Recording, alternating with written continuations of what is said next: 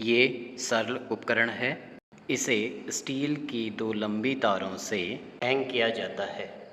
इसकी व्यवस्था कुछ इस प्रकार से दिखाई देती है। इस एपरेटस में जहाँ पर स्क्रू लगा हुआ है, इससे लगी हुई इस वायर को एक्सपेरिमेंटल वायर कहा जाता है। इसी स्क्रू के साथ ये एक हैंगर लगा हुआ है। इस हैंगर पर डिफरेंट वेट लटकाए जाते हैं। दूसरी वायर, इसे ऑक्सिलरी वायर कहते हैं। एक्सपेरिमेंट के दौरान दोनों ही वायर की जो कि लंबाई समान होनी चाहिए। दोनों तारों में कहीं से कोई मोड़ नहीं होना चाहिए। उसको सीधा रखने के लिए हम इस तरह से वायर को ऊपर से पकड़ते हैं और इस तरह से सीधा कर लेते हैं ताकि इसमें कहीं भी कोई मोड़ उपस्थित ना रहे। यह प्रक्रिया दोनों ही वायर में ऊपर जहाँ इसको लटकाया गया है वहाँ से नीचे तक किया जाता है। इस एक्सपेरिमेंटल वायर की रेडियस हमें फाइंड आउट करनी होती है। इसके लिए हम स्क्रू गेज का यूज़ करेंगे। इस स्क्रू गेज की लीस्ट काउंट 0.01 mm है। हम इसे इस वायर पर सेट करते हैं। ये चट जहाँ पर करने लग गया वहाँ पर इसको रोक देंगे और रीडिंग नोट करेंगे। इस समय इस मेन स्केल की रीडिंग 0 और इस सर्कुलर स्केल के मिलने वाले भागों की संख्या 45 के बाद अगला ये इस लाइन से जो सीधा मिल रहा है 46 पार्ट मिल रहे हैं। तो हमारी रीडिंग हो जाएगी मेन स्केल की 0 और सर्कुलर पार्ट पे मिलने वाले भागों की संख्या 46। इसी तरह से हम इसके दो और जगहों पर रेडियस फाइंड आउट करते हैं। तीनों ही बार हमारी रीडिंग सेम आई। अपने टेबल पर ले लिया है। जो वायर हम यूज़ कर रहे हैं उसकी डायमीटर हमने निकाली। डायमीटर निकालने के बाद उसका आधा कर देंगे, हाफ कर देंगे तो रेडियस हो जाएगी। Radius of the wire what we are using is 0.23 mm। Experimental wire की लेंथ का मेजरमेंट मीटर स्केल से या इंच टेप से किया जा सकता है। वायर की लेंथ को इस पॉइंट से ऊपर इस पॉइंट तक मेजर किया जाता है। इस एपरेटस के बीच में एक स्प्रिट लेवल लगा हुआ है। हमने स्प्रिट लेवल के बबल को इसके सेंटर पे बनी हुई एक लाइन ये बनी है और एक लाइन ये बनी है, इस लाइन पर हमने इसको टच कराया है। जब तार की लंबाई में चेंज होता है तो स्प्रिट लेवल का ये जो बबल है ये इस तरह से मूव कर जाता है।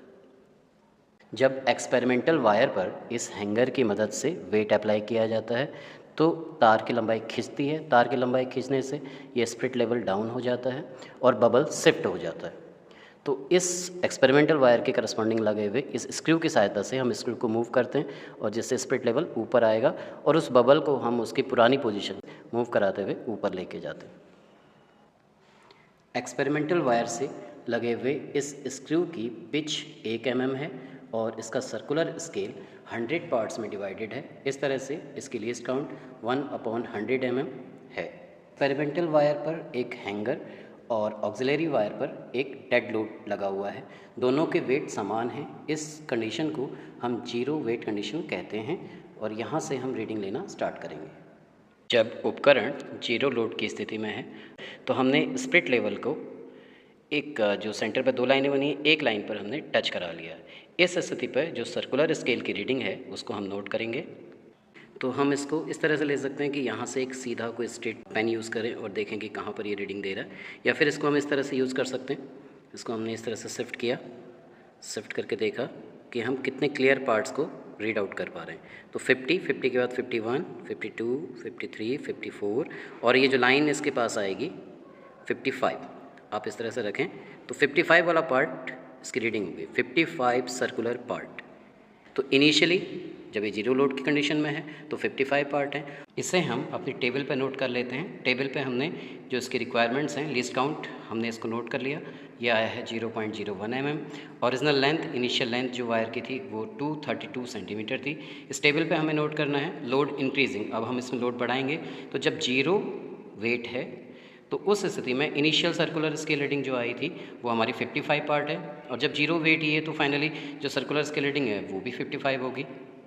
इस तरह से जब इनिशियल सर्कुलर स्केल पार्ट्स 55 हैं, फाइनल सर्कुलर स्केल पार्ट 55 हैं, तो जीरो वेट की कंडीशन में इसने कितना आगे मूवमेंट लिया तो 55 - 55 दैट इज़ 0। अब जब हम उस वेट हैंगर पर 0.5 kg 500 ग्राम का वेट अप्लाई करेंगे तो उस स्थिति में जो 55 पार्ट्स हैं वो इसकी इनिशियल स्केल रीडिंग होगी। हम वेट को अप्लाई करेंगे, उस स्थिति में वो बबल शिफ्ट हो जाएगा। स्क्रू गेज की सहायता से उस बबल को हम फिर से पुरानी स्थिति में लेके आएंगे और फिर हम उसकी फाइनल सर्कुलर स्केल रीडिंग को नोट करेंगे।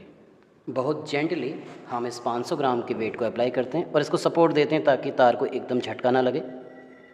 यह हमने वेट अप्लाई किया।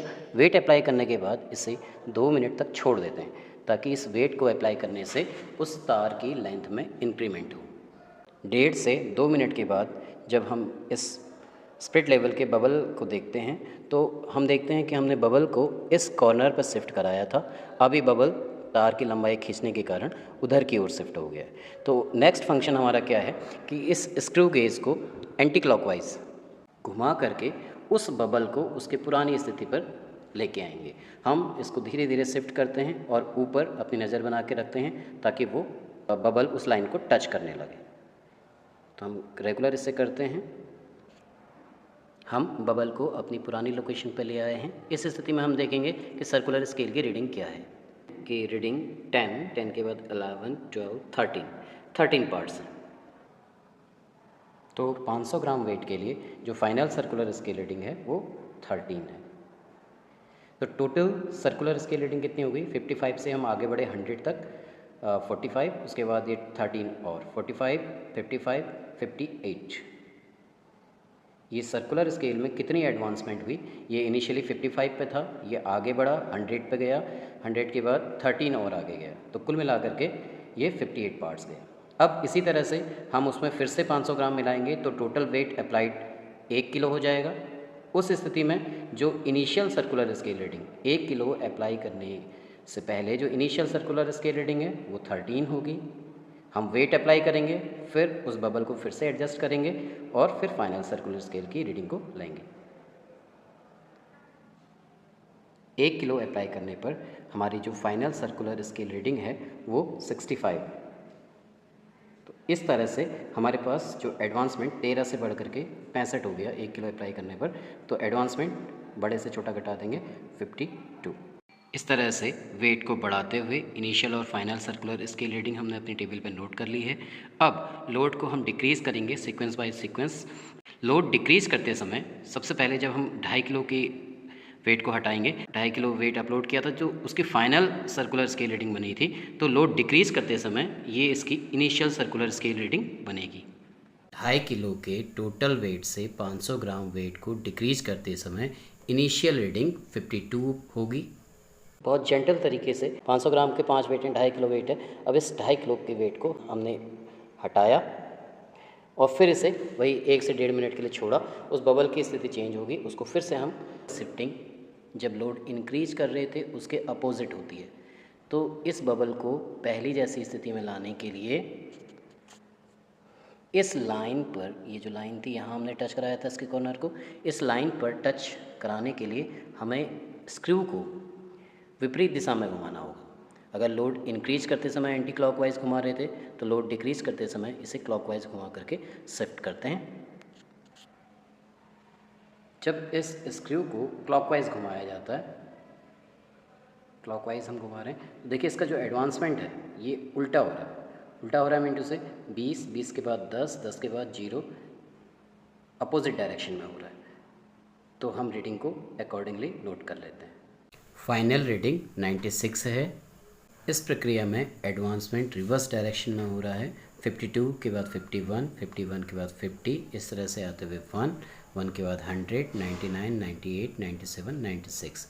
तो टोटल रीडिंग हो जाएगी 52 से 1 तक 51 पार्ट्स, 52, 53, 54, 55 एंड 56। इस तरह से एडवांसमेंट 56 पार्ट होगा। इस वेट में से 500 ग्राम फर्दर डिक्रीज करने के लिए फाइनल रीडिंग इनिशियल रीडिंग में कन्वर्ट हो जाएगी 96। फिर से बबल शिफ्ट होगा और उसको हम प्रॉपर कंडीशन पर लेके आएंगे कि रीडिंग 37 है। हम एडवांसमेंट निकालते हैं 96 से 37 तक रिवर्स डायरेक्शन में, 95, 94 and up to 37। It comes out to be 59। सभी वेट को क्रमागत उतार करके करस्पॉन्डिंग रीडिंग को नोट कर लिया गया है।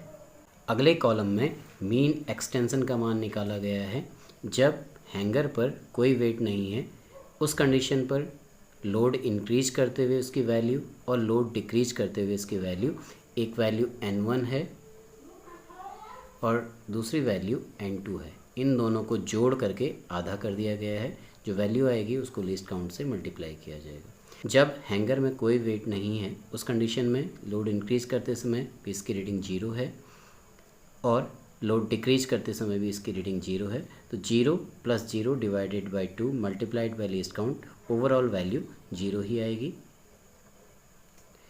जब 500 ग्राम का वेट अप्लाई किया गया, लोड इंक्रीज करते समय 58 पार्ट्स हैं और लोड डिक्रीज करते समय 50 पार्ट्स हैं। तो यहाँ पर मीन एक्सटेंशन निकालने के लिए 58 और 50 को ऐड कर देंगे। 58 + 50 divided by 2 multiplied by least count 0.01। इसको सॉल्व कर लेंगे तो इसका मान आ जाएगा 0.54 mm। इसी प्रकार 1 किलो वेट अप्लाई करने पर n1 और n2 की वैल्यू को ऐड करके 2 से डिवाइड कर देंगे और लीस्ट काउंट से मल्टीप्लाई कर देंगे। सभी वैल्यूज़ को कैलकुलेट करके टेबल पर नोट कर दिया गया है। अगले कॉलम में कैलकुलेट करना है भार के संगत लंबाई में वृद्धि। जब कोई भार नहीं लटकाया गया, जब वेट 0 है तो ओवरऑल वैल्यू 0 है, तो भार के संगत लंबाई में वृद्धि भी 0 होगी। जब हैंगर में 500 ग्राम के वेट को लटकाया गया है उस स्थिति में एक्सटेंशन की मीन वैल्यू 0.54 mm है, तो भार के संगत लंबाई में वृद्धि a + b, जब कुछ वेट नहीं था और जब 500 ग्राम का वेट था तो उन दोनों का एडिशन हो जाएगा 0.54 mm। 500 ग्राम से 1 किलो में कन्वर्ट करने के लिए 500 ग्राम और ऐड किया गया। अगला 500 ग्राम ऐड करने पर जो लंबाई में वृद्धि हुई वो 0.49 mm थी। इस प्रकार 1 किलो अप्लाई करने पर टोटल लंबाई में वृद्धि a + b + c हो जाएगी। b का जो मान है वो 500 ग्राम के लिए है, अगले 500 ग्राम के लिए c है, तो 1 किलो के लिए 500 ग्राम धन 500 ग्राम। इस प्रकार से टोटल लंबाई हो जाएगी, a की वैल्यू 0 है, b की वैल्यू 0.54 है और c की वैल्यू 0.49 है। टोटल वैल्यू हो जाएगी 1.03 mm। इस प्रकार सभी अन्य मानों को कैलकुलेट कर लिया जाएगा। अगले कॉलम में लटकाए गए भार m और उसके संगत हुई वृद्धि के अनुपात का मान ज्ञात करना है। लटकाया हुआ भार इस कॉलम से मिलेगा, उसके संगत हुई लंबाई में वृद्धि इस कॉलम से मिलेगी। पहले वाले कॉलम का कोई औचित्य नहीं है। जब 500 ग्राम के वेट को अप्लाई किया गया तो लंबाई में वृद्धि 0.54 mm हुई। इसको कैलकुलेट करते हैं। 500 ग्राम that is 0.5 kg divided by लंबाई में वृद्धि 0.54 mm। कैलकुलेट करने पर यह आता है 0.9259 किलोग्राम पर mm। इसी प्रकार से अगली रीडिंग हो जाएगी 1 kg divided by 1.03 mm that is 0.97087 kilogram पर mm। सभी वैल्यूज़ को कैलकुलेट कर टेबल पर रख दिया गया है। कैलकुलेशन में मीन ऑफ m/l के इन पाँचों मानों का माध्य निकाला जाना है। इन पाँचों मान को ऐड करके 5 से डिवाइड कर दिया जाएगा। इसका मान आता है 0.9159 और ये मान होगा किलोग्राम पर mm में। इसको हम किलोग्राम पर मीटर में कन्वर्ट करते हैं। 1 मिलीमीटर में 10⁻³ मीटर होते हैं, इसलिए इसको कन्वर्ट करते हैं 0.9159 डिवाइडेड बाई 10⁻³ अब इसकी वैल्यू हो जाएगी किलोग्राम पर मीटर। हमारे पास एक्सपेरिमेंटल वायर की रेडियस की वैल्यू थी r = 0.23 mm। इसको कन्वर्ट कर लेते हैं मीटर में, दैट इज़ 0.23 × 10⁻³ मीटर। इसी तरह से एक्सपेरिमेंटल वायर की लंबाई की मान था एल इक्वल टू 232 सेंटीमीटर। इसको भी कन्वर्ट कर लेते हैं, ये हो जाएगा 2.32 मीटर। इन सभी वैल्यूज़ को formula y equal to M G L upon pi R square L में पुट करते हैं। फॉर्मूले को हम थोड़ा सा रीअरेंज करते हैं। y इक्वल टू ये m अपॉन एल, इसको हमने कैलकुलेट किया है, इसकी मीन वैल्यू हमने निकाली है, इसलिए हमने इसको साथ ले लिया m divided by l into G into L divided by pi R square. ये हो जाएगा m अपॉन एल का मान है 0.9159 into 10 to the power 3 into G की वैल्यू होती है 9.8 इंटू तार की लंबाई है 2.32 मीटर, 2.32 डिवाइडेड बाय